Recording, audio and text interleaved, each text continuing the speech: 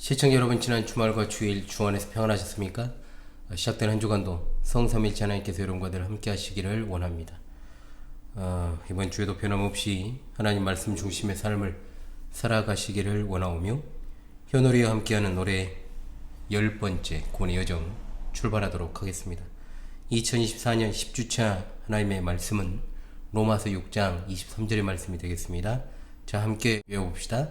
죄의 삭은 사망이요 하나님의 은사는 그리스도 예수 우리 주 안에 있는 영생이니라. 로마서 6장 23절 말씀. 아멘.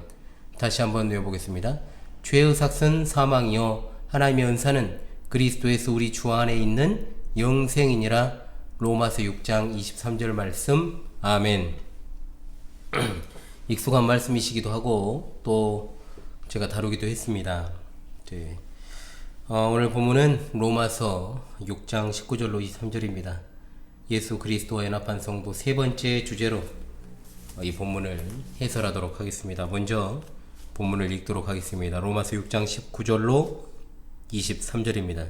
너희 육신이 연약함으로 내가 사람의 애대로 말하노니 전에 너희가 너희 지체를 부정과 불법에 내주어 불법에 이른 것 같이 이제는 너희 지체를 의에게 종으로 내주어 거룩함에 이르라. 너희가 죄의 종이 되었을 때에는 의에 대하여 자유로웠느니라. 너희가 그때 무슨 열매를 얻었느냐? 이제는 너희가 그 일을 부끄러워하나니 이는 그 마지막이 사망임이라. 그러나 이제는 너희가 죄로부터 해방되고 하나님께 종이 되어 거룩함에 이르는 열매를 맺었으니 그 마지막은 영생이라. 죄의 삭은 사망이요 하나님의 은사는 그리스도 예수 우리 주 안에 있는 영생이니라. 아멘. 오늘도 로마서 6장의 끝에 다다랐습니다. 바울 사도가 지난 시간에 그리스도인이 된다라고 하는 것은 하나님의 자원하는 종이 되기 위한, 즉 참된 자유를 누리기 위하여 죄에게 종노릇하는 것에서 건진받는 것이다 라고 했습니다. 즉 옛 주인에게 다시 돌아갈 수도 없고 옛 주인을 섬길 수도 없습니다. 그러면서 중요한 옛사람과 새사람의 개념, 즉 그리스도인과 그리스도인이 아닌 자라고 하는 두 범주만이 세상에 존재할 따름이다 라고 하는 사실을 배웠습니다. 우리가 그리스도인이라면 거룩하신 하나님을 거룩하게 섬기는 것 외에는 다른 선택의 여지는 없습니다. 그러므로 인류에게는 오직 두 가지 패턴의 생활 또는 두 갈래의 길만 존재할 따름입니다. 하나는 옛 자아의 생활이고 예수님께서 말씀하신 멸망에 이르는 넓은 길이요, 다른 하나는 새로운 자아의 생활, 즉 예수님이 말씀하신 생명에 이르는 좁은 길이 바로 그것입니다. 인류는 누구나 태어나면서부터 죄의 종이지만 오로지 하나님의 전적인 은혜로 말미암아 그 가운데 일부가 은혜와 믿음으로 하나님의 종이 된 것입니다. 죄의 종노릇은 점점 도덕적으로 황폐해짐을 거듭하다가 죽는 것 말고는 답이 없습니다. 그러나 하나님의 종노릇은 성화의 생활과 마침내는 영생이라는 답에 이르게 됩니다.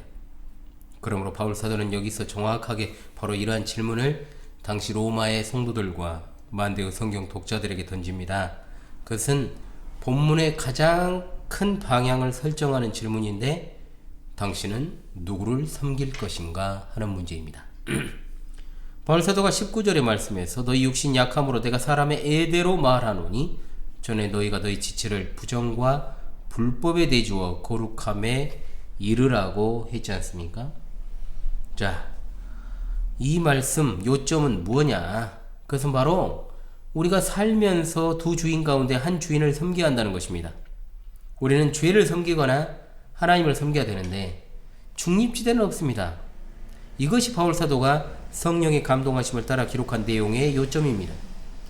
우리가 이 말씀을 참으로 이해하고 믿는다면 우리가 때때로 그렇듯이 그렇게 자주 혹은 그렇게 쉽게 죄를 습관적으로 지으려 하겠습니까? 우리가 흔히 그렇듯 죄를 가볍게 여기고 의를 추구하는 일에 그토록 마음을 쏟는 일에 소홀할 수 있겠느냐 이 말입니다. 그러므로 우리는 오늘 본문을 통해서 첫째로 바울 사도가 그리고 성경 전체적으로 강조되고 있는 두 갈래 길의 교훈을 집중적으로 상고해야만 할 것입니다. 그 가운데서 예수님께서 산상수훈이라고 일컬어지는 마태복음의 교훈에서 이 두 갈래 길을 명백하게 대조해서 말씀하여 주셨지요. 예수님의 가르침의 마지막 대목에서 잇따라 두 가지의 대조를 열거하고 계시는데, 서두에 말씀드린 바대로 두 문과 두 길, 두 나무와 두 열매, 두 집과 두 기초 등입니다. 이 두 길을 살피는 부분은 이렇게 말씀하고 있습니다. 좁은 문으로 들어가라. 멸망으로 인도하는 문은 크고 그 길이 넓어 거리로 들어가는 자가 많고, 생명으로 인도하는 문은 좁고 길이 협착하여 찾는 자가 적음이라. 아멘. 두 길은 전혀 다르고 정반대의 방향으로 결과도 완전히 정반대이기 때문에 사람은 이 두 갈래의 길 중에 한 길에만 설 수 있다는 것이 바로 예수님의 가르침입니다. 시편 1편은 신앙생활을 하는 성도라면 적어도 첫 번째 구절은 다 암송하고 있을 정도로 잘 아는 내용이기도 하고, 저도 이제 아주 처음에 첫날 아침 예배 이것을 할 때에도 시편 1편을 강설한 적이 있고, 또 제가 최근에도 목요 강설을 통해서 이제는 토요일에 진행을 하겠습니다만은 시편 1편을 또한 다룬 적이 있습니다. 시편 1편이 바로 로마서 6장에서 밝히는 그 핵심을 담고 있는 본문입니다. 시편의 시작이 되는 1편에서는 전혀 다른 두 사람의, 즉 두 범주의 사람이 등장하고 있습니다. 바로 악인과 의인입니다. 이 두 사람은 각기 제 길을 갑니다. 악인으로 명칭되는 자는 악인의 꾀를 줬고 죄인의 길에 서며 마침내 오만한 자의 자리에 앉습니다. 즉 점점 더 경건하지 못한 행동을 하면서 불경건에 자리 잡게 된다는 거죠. 또한 그들의 생활에서는 아무런 열매가 없습니다. 오늘 본문은 의의 종이 거룩함에 이르는 열매들을 맺는 것을 나타내는 본문이지만, 악인은 바람에 나는 겨와 같이 메말라 있는 사람이라고 말씀하고 있습니다. 반면 의인은 경건함 가운데 행하는 사람으로 여호와의 법을 즐거워하며 끝없이 열매를 맺습니다. 2절로 3절에 이렇게 말씀하죠. 오직 여호와의 율법을 즐거워하여 그의 율법을 주야로 묵상하는도다. 그는 시냇가에 심은 나무가 철을 따라 열매를 맺으며 그 잎사귀가 마르지 아니함 같으니 그가 하는 모든 일이 다 형통하리로다. 아멘. 시편 1편에서는 이 두 종류의 사람들이 이런 결과를 보여주는 것으로 마무리되고 있습니다.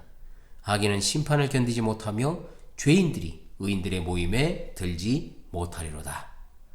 자, 즉 하늘에서 이루어지는 의인들의 교제에 들어가지 못하는 것을 의미하고 있죠. 반면에 의인은 무릇 의인들에게는 여호와께서 인정하시나 악인들의 길은 망하리로다. 이와 같이 의인의 길은 영생이지만 악인의 결국은 심판입니다. 바울 사도는 이 두 갈래의 길을 이 본문에서 명백하게 밝히고 있습니다. 첫 번째 길은 지난주부터 나왔습니다만 죄의 종 노릇하는 것에서부터 시작합니다. 태어나면서 이와 같은 상황에 속하는 것이 인류의 처지죠. 우리 가운데 누구도 나면서부터 의로운 사람은 없습니다. 그러므로 죄는 우리의 잔인한 주인입니다. 본문에서는 죄를 인격화해서 설명을 하고 있습니다. 죄는 우리를 몰고 다니고 죄는 우리를 휩쓸려 갑니다. 우리는 죄에 휩쓸려 다니는 겁니다. 이 가혹한 압제에서 벗어날 길이 우리 자신들에게는 없다는 거죠. 이 종노릇은 부정과 불법에 이르게 합니다. 부정은 개인에게 영향을 미치는 죄를 말하는데 개인적인 더러움을 말하는 것입니다. 보통은 순결함과 반대되는 개념으로 바울 사도가 성적인 죄를 지칭하는데 이 단어를 주로 사용을 했습니다.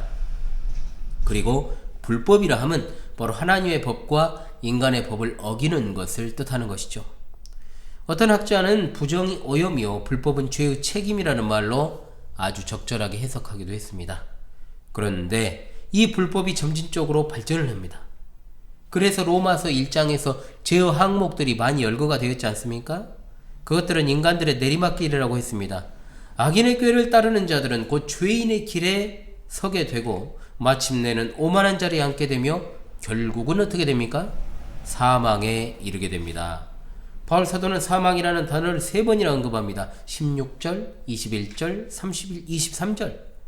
이 사망이 가리키는 것은 육체적 사망을 가리킬 뿐만 아니라 영적인 죽음과 영원한 죽음을 다 포함하는 그 사망을 가리키고 있습니다. 두 번째 길은 하나님을 섬기는 종노릇으로부터 출발합니다. 이 종노릇은 하나님이 우리 가운데 열어놓으시는 것이요 종노릇이라고는 하지만 실제로는 자유자입니다. 이 길은 의에 이릅니다. 이 의는 거룩함에 이른다라고 했습니다. 의도적인 대조가 나오죠. 부정이 점진적으로 계속 커지는 불법에 이르는 것과 같이 하나님께 택함받은 자들의 모습을 그와 정반대로 보여주고 있는 겁니다. 이 문맥에서 의는 주로 의로운 행위를 말합니다. 거룩함이라 함은 하나님의 뜻과 성품에 따르는 내적인 것으로 여기서는 거룩한 상태를 말하기보다 성화의 과정, 즉 자신의 지체를 의에게 드리는 것은 기독교인의 평생의 삶의 목표다. 평생의 삶의 목표인 것이지 단회적으로 일어난 사건이 아니기 때문입니다. 그러므로 거룩함에 이르는 의라고 하는 것은 겉으로 드러나는 경건의 연습이 내적인 경건에 이른다라고 하는 것, 즉 옳은 일을 하는 것이 실제로 영적인 성장에 이르게 한다는 것을 가르치는 겁니다. 성도는 예수 그리스도를 믿을 때 확정적으로 거룩하게 되지만 지속적인 순종의 삶을 통해 성화되어가는 존재임을 잊지 마시기 바랍니다. 이 길의 결국은 바로 22절에 나오는 것처럼 영생입니다. 이 문맥에서 영생은 거룩한 생활을 함으로 받는 어떤 대가적인 것으로 쓰인 것이 아닙니다. 이 영생은 영생의 원천이 되시는 하나님과 궁극적으로 나누게 될 즉 영원한 교제를 말하고 있습니다. 자, 두 번째로 바울 사도가 이처럼 두 갈래 길을 분석하는 건 당연히 그리스도인으로 하여금 거룩한 생활을 하도록 권고하는 것에 있습니다. 자, 이것을 한마디로 표현한다면 다만 그것을 하라. 다만 그것을 하라. 그런데 이것이 이미 나왔던 6장 13절의 권고와 거의 같은 권고라는 것을 기억해야 됩니다. 바울 사도가 13절에서 그리스도인은 죄에 대하여 죽고 그리스도 안에서 하나님께 대하여는 살아있는 자가 되었음을 말했습니다. 그러므로 우리가 이 변화를 깨닫고 그 변화를 터로 삼아서 행동하는 것이 이어져야 된다라고 하는 것이죠. 제가 2주 전에 이번 주 하나님 말씀 해설을 통해서 말씀드렸던 11절의 말씀을 기억하실 줄로 압니다. 이와 같이 너희도 너희 자신을 죄에 대하여는 죽은 자요 그리스도 예수 안에서 하나님께 대하여는 살아있는 자로 여길지어다.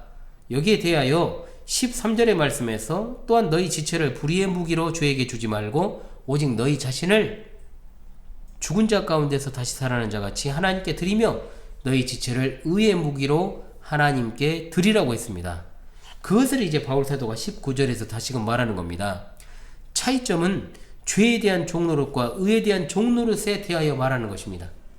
즉 같은 말을 계속해서 용어만 다르게 해서 반복하고 있다는 것이죠. 왜 이렇게 되풀이하여 말씀하고 있는 것일까요? 그건 다른 것이 아닙니다. 우리가 의 가운데 성장하는 특별한 비결이 있는 것이 아니라는 것에 있습니다. 성화의 삶에는 비밀, 공식이나 신비적인 방식이 없습니다. 유일한 방도는 하나님께서 우리를 위하여 하신 일이 무엇인지를 깨닫고 우리 지체를 곧 우리의 마음과 눈과 혀와 손과 발을 훈련한 것, 그 깨달음에 따라서 하는 것이다 이 말입니다. 사실은 여러분 우리가 좀 속어로 직방을 좋아하죠. 직방. 정확하게 말하면 어떤 스트레이트로 효과가 있는 것을 추구하는 시대를 우리가 살고 있지 않습니까? 힘든 일을 피하고 어떻게 하면 쉬운 해결책이 있고 또한 즉효약이 있나, 즉 직방으로 통하는 것이 있는가, 이걸 갖다가 찾아다니고 있죠. 삶의 패턴에서 이게 상당히 두드러집니다. 조금 아프다고 해서 무조건적으로 진통제를 먹지는 않습니다. 자신의 몸에 그것이 궁극적으로는 결코 좋은 영향을 끼칠 수 없다라는 것을 알기 때문이죠. 그러나 실제로 사람들은 정서적인 문제에 있어서는 굉장히 손쉬운 해결책을 찾습니다. 마음이 괴로우면 술을 마시고 진정제를 먹고 어떤 인간관계에 있어서의 문제가 발생하면 누군가에게 전화하고 그것을 털어놓고 또 만나서 이야기하지만 실제로는 별 도움이 안 됩니다. 경험적으로도 그렇습니다.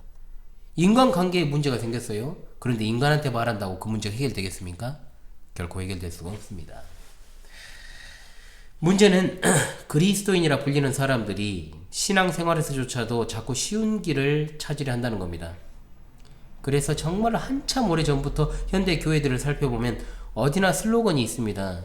무엇이 있습니까? 하나님께 맡기라, 믿음이 이긴다, 부르짖으라 등등에 있어서 강렬한 어떤 감정적인 체험을 추구하고 또는 기적을 바라기도 하는 그런 여러 가지의 복잡 다양한 신앙 패턴들이 있습니다. 새벽마다 전혀 알아들을 수 없는 소리로 부르짖고 찬송을 정말로 시끄러울 정도로 열렬하게 하고 예배 때마다 눈물 콧물 다 짜내고 겉으로 뭔가 드러나는 행위적인 것을 해야 뭔가 한 것 같고 그러면 뭔가가 될 것 같고 인간의 어떤 이러한 기본적 속성과 그것을 이용하려는 못된 종교 사기꾼적 목사들이 만들어낸 합작품이라고 할 수 있겠죠. 그러나 이런 것들은 하나님의 응답이 될 수 없습니다. 과연 하나님께서 우리가 알아야 하고 구해야 하는 것, 즉 어떤 것을 비밀처럼 감추셨을까요? 하나님은 우리의 구원을 위한 모든 일을 다 하셨고 또한 구원 이후의 삶을 꾸려나가는 데 필요한 모든 일 또한 다 하셨습니다. 그럼에도 불구하고 우리가 그리스도인으로서의 생활을 착실하게 합당하게 여전하게 꾸려가지 못한다면 과연 그것은 무엇을 의미할까요? 딱 두 가지밖에 없습니다. 첫째, 하나님이 하신 일에 대해서 배우지 못하고 잘 몰라서 그럴 수 있습니다. 보통 새신자들이나 교회를 오래 다녔어도 수박 커달기식으로 그냥 왔다 갔다 한 사람들에게서 나오는 경향이 바로 이것입니다. 두 번째, 죄악되고 게으르기 때문에 그럴 수 있습니다. 여러분은 어느 편입니까? 심각하게 질문을 해야 됩니다. 진짜 모르면 배워야죠. 합당한 그리스도인의 생활을 추구하면 돼요. 그런데 배웠어요? 알아요. 그런데도 하지 않아요? 그것은 게으름과 태만이라는데 어떻습니까? 여러분은 어떤 쪽에 해당합니까? 몰라서 안 하는 것입니까? 아니면 알아도 그냥 게으르고 태만해서 안일해서 안 하는 것입니까? 여러분은 혹시 알아도 내 삶은 내 삶이요 성경의 가르치면 성경의 가르침이라는 어떤 이런 따로국밥식의 신앙을 가지고 있지 않습니까? 이것저것 다 위험한 것이지만 특히 후자가 위험하다는 것을 우리가 기억해야 됩니다. 자, 그러면 세 번째로 이 본문의 핵심이 뭐냐? 이 본문의 핵심에는 굉장히 중요한 6가지 명제가 있습니다.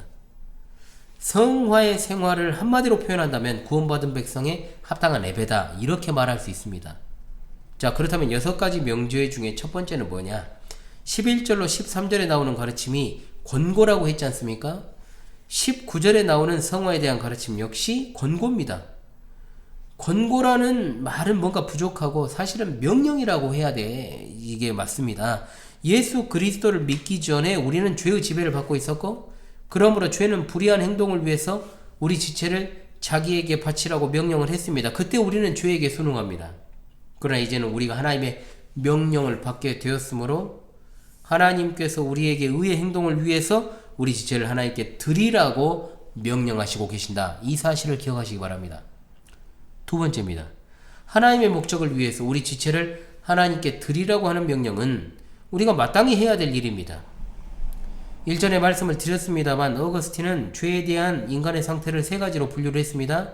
아담 안에 있는 자들은 죄를 짓지 않을 수 없는 상태였지만 예수 그리스도 안에 있는 우리는 죄를 짓지 않을 수 있는 상태에 있다라고 했습니다.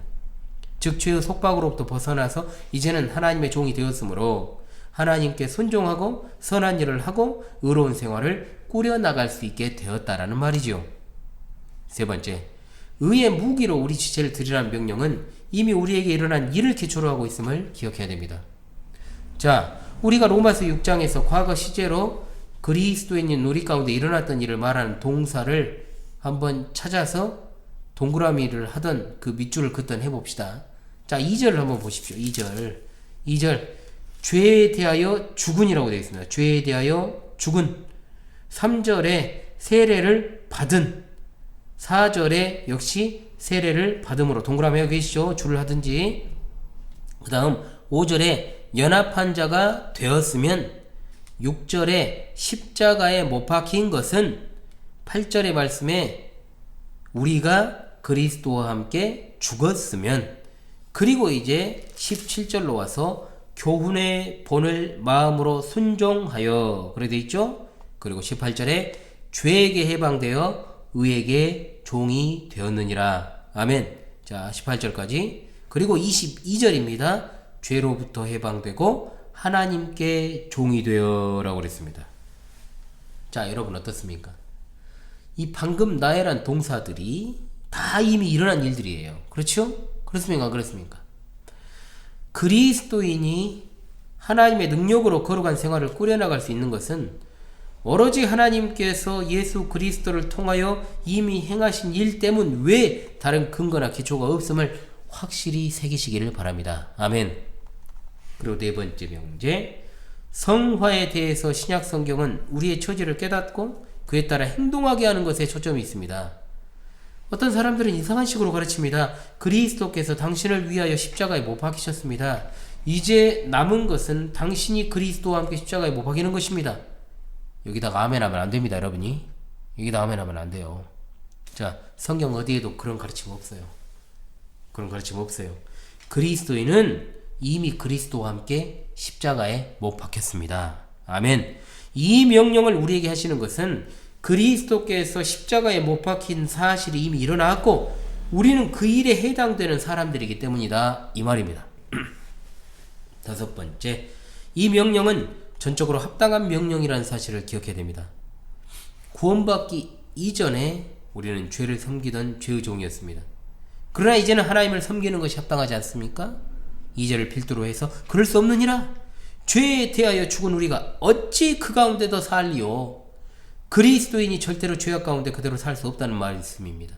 이것이 바로 5절, 12절, 14절, 15절, 19절에 계속해서 진술되고 있습니다.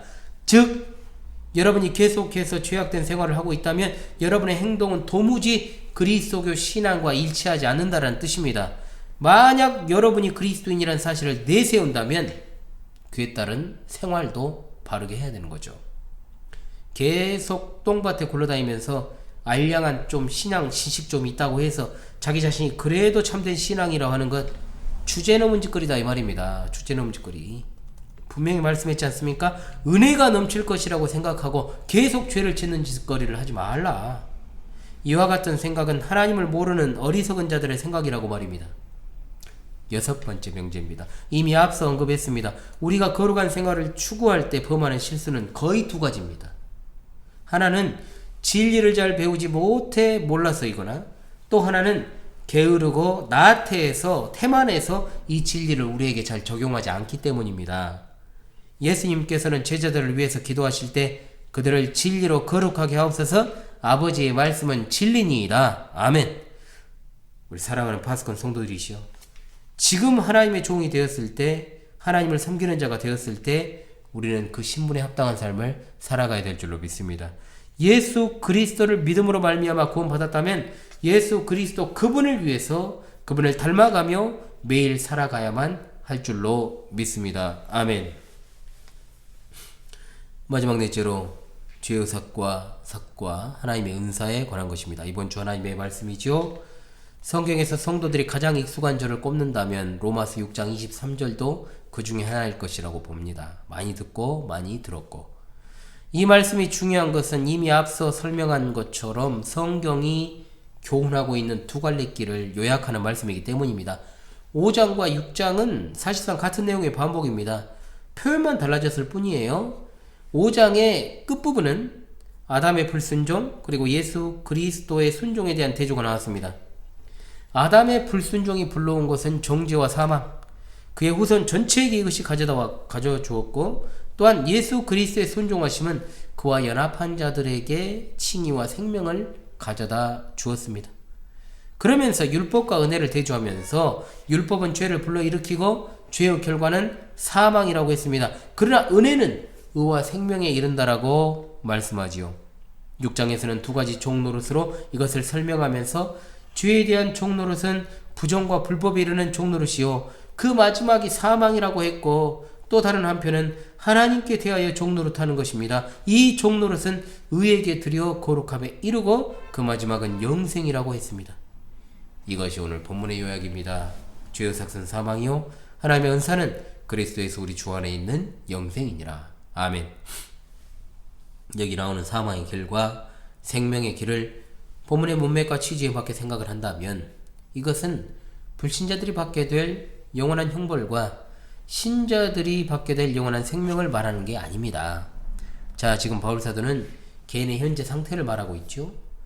미래 상태를 염두에 두고 있는 게 아닙니다. 뭔 말이냐면 로마서 1장에 하나님의 진노가 나오지 않습니까? 그런데 진노는 분명히 하나님께서 마지막 심판 때 행하실 측면을 가지고는 있지만 하나님을 지금 현재 거부하고 있는 자들은 이미 하나님의 진노 아래 있다라는 것을 강조하고 있습니다. 즉 바울 사도가 여기서 죄의 효과를 강조하기 위해 사용하는 단어가 나오는데 그것이 뭐냐? 바로 삭시입니다. 삭. 여기 나오는 삭은 당시 로마 군인에게 복무의 대가로 주는 매일의 식량 배급을 말하고 있습니다. 즉 매일 배당받는 것을 가리킨다 이 말입니다. 죄라고 하는 것이 무엇입니까? 자기 파괴적 본능을 가지고 있으면서 죄 가운데 있는 사람을 계속해서 야금 죽이는 역할을 하죠. 죄의 삭은 분명 사망입니다.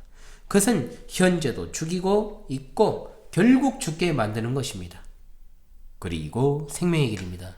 하나님의 은사는 그리스도 예수 우리 주 안에 있는 영생이니라. 한 구절의 대조가 명확하지요. 사망 대 영생, 죄 대 하나님, 삭 대 하나님의 은사. 영생은 단순하게 물리적인 생명을 말하는 게 아닙니다. 왜냐하면 악인도 영원히 존재하며 형벌을 받기 때문입니다. 예수님은 영생에 관해 말씀하셨습니다. 영생은 곧 유일하신 참 하나님과 그의 보내신 자 예수 그리스도를 아는 것이니이다 한 것처럼 영생은 하나님을 점점 더 아는 것입니다. 바로 우리가 창조함을 받은 목적, 하나님을 영화롭게 하고 영원토록 그를 즐거워하는 것이기 때문에 영생은 지금 시작된 것입니다. 예수 그리스도를 영접한 그때, 새로운 생명이 시작된 그때 우리는 영생을 갖게 된 것입니다. 죄의 삭이 사망이라면 바울 사도가 의의 삭은 영생이다 이렇게 말할 것 같은데 그렇게 하지 않습니다. 인간들의 본성상 의의 삭이 영생이라면 또 영생을 얻고자 해서 행위 권원으로 갑니다. 100%. 응? 그러나 의가 들어갈 자리에 바울 사도는 하나님을 자리하게 하여서 구원은 오직 하나님께로부터 전적으로 나오는 것이란 사실을 강조하고 있습니다. 죄의 문제를 해결하는 방법은 오직 하나님께만 있는 줄로 믿습니다. 아멘. 다른 어떤 것도 죄의 문제를 해결할 수 없습니다. 은사라는 말이 뭡니까? 헬라어로 카리스마. 은혜는 카리스잖아요. 카리스마는 거저주는 선물입니다.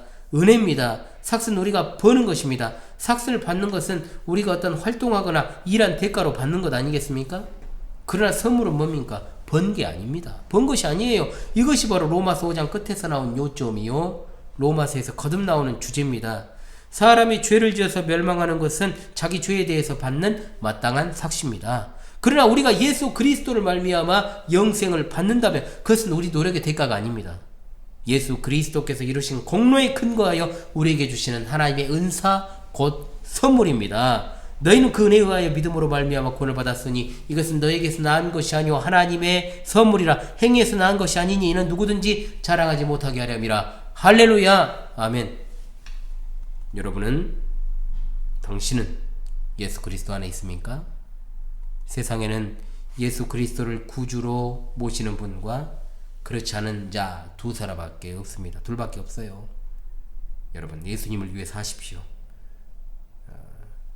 당신을 위하여 자신을 주시고 당신을 위하여 죽으신 자 예수 그리스도를 위해 사십시오. 또한 당신을 위해서 다시 사셨습니다. 또한 당신을 위해서 지금도 기도하고 계십니다. 또한 당신을 위해서 다시 오십니다. 아멘. 배도와 불신함과 추접스러움이 난무하는 이 시대, 당신은 예수님의 종으로 살아야 됩니다. 예수님을 위해서 살고 예수님을 위해 죽어야 됩니다. 예수님을 증거해야만 합니다. 머물러 있지 마십시오. 뒤로 가지 마십시오. 어제보다 나은 오늘, 오늘보다 나은 내일을 살아내십시다. 살아도 주를 위하여 살고 죽어도 주를 위하여 죽나니 그러므로 사나 죽으나 우리가 주의 것이로다. 할렐루야. 아멘.